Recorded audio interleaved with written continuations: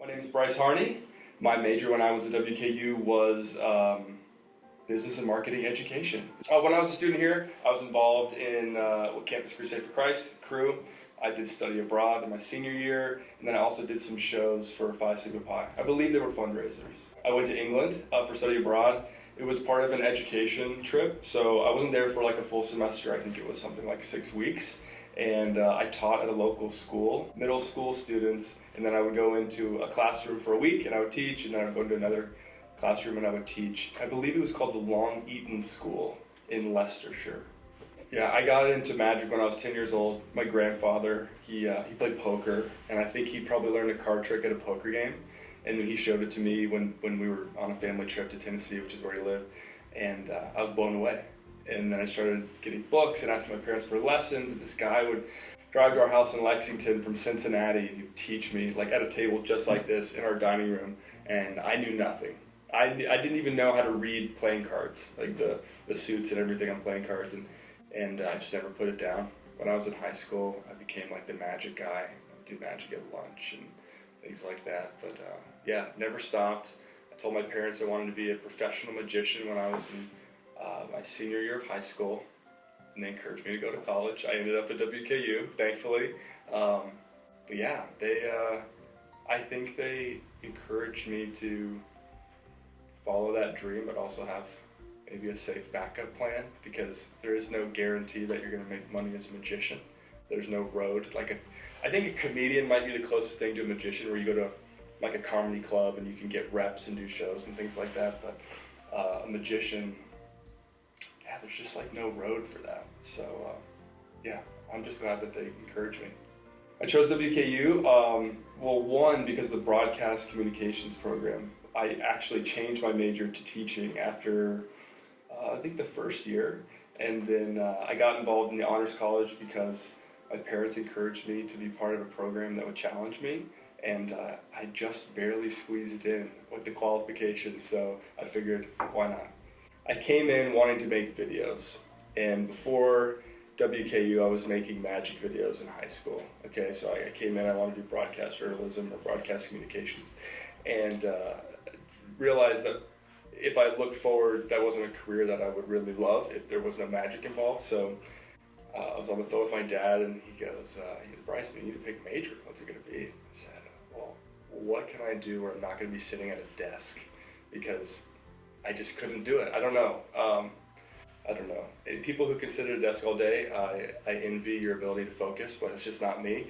And so I chose teaching, and then I chose business and marketing because I wanted to learn the business side of building a business, a magic business, and then the marketing, obviously, to market a magic show. So that's kind of how I chose my major here, and did 6 months of student teaching. It was great. It was a blast. Teachers are incredible. They don't get enough credit. And yeah, I never ended up actually getting a teaching job. I just went straight into magic. I think it was March of 2012, which would have been my freshman year.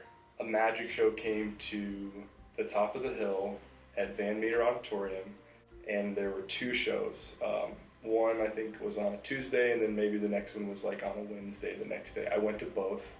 One was for students, and then one was for Bowling Green. It was a public show for anyone who wanted to come, and they packed it out. I mean, I don't know how many seats Van Meter holds, maybe 1,500 or something like that, but I loved the show. I went up to the magician afterwards. His name's Jim Monroe. The show was called Maze, and I said, this is what I want to do for the rest of my life. How do I do this? And I don't know what it was. I don't know why he said so, but he said, call me in 3 years when you graduate, 3 or 4 years, and if we still have a slot on our team, you can travel with us, and we'll show you how to do this thing. So when I was a senior, called up Jim. Still had a slot. They were based in Dallas. I think it was New Year's Day 2016, because I technically had an extra semester in 2015 and graduated in the fall. I graduated in winter time, but I guess it was fall. I graduated in the fall time, and yeah, drove to Dallas with one of my good friends and toured the country with them. I lived in Minton on my freshman year, and it was great because you're all with honor students. I was with all my best friends who I met at age 4, which was like the most amazing program that you could have, because before you even start your college career, you've made friends over a week's time, and then you all get put in the same building, and you get to do life together and schedule classes together and study together. And yeah, I feel bad if anyone doesn't get to do that experience, so I encourage them to do that. I owe so much to, oh wow, like makes me honestly emotional thinking back. Dr. Cobain meets with every student, which is crazy, any honor student. And he met with me and he asked me the question, what's your big dream? I said, I want to be a magician. And I think to this day, he still says that was one of the toughest answers to that question he ever got. And he helped guide me to this business and marketing major, and he opened doors. I got to meet with the president at the time, Gary Ransdell, and we talked about what it would look like to do a magic show at a halftime show at one of the basketball games. And he plugged me into places where I could show off my skills, but also thrive in an educational environment, which was really, I don't think what I was made for was this like educational sit down study type thing. It was more like grit your teeth and get through it for me. But being around students who were high achievers in the honors college pushed me to be the best that I could be in the things that I was doing, both educationally and in my magic career that was starting when I was in college. And so I would say the two things, being in honors college, is being around high achievers who, gosh, honors college has some impressive students in there, and so it makes you really want to be like them. And then Dr. Cobain he wants you to achieve your dream, and he believes in you. He believed in me. So, yeah, I owe a lot to him and the honors college. If you're a student here, soak it up. 4 years goes by so fast. Everyone told me that. I didn't understand. Even though I listened to them, I did not understand. Get involved in as many things as you can. I didn't get involved in enough things. And stay close to your friends. Some of my best friends, truly my best friends today, came from the honors college. I was just on the phone with one of them yesterday. And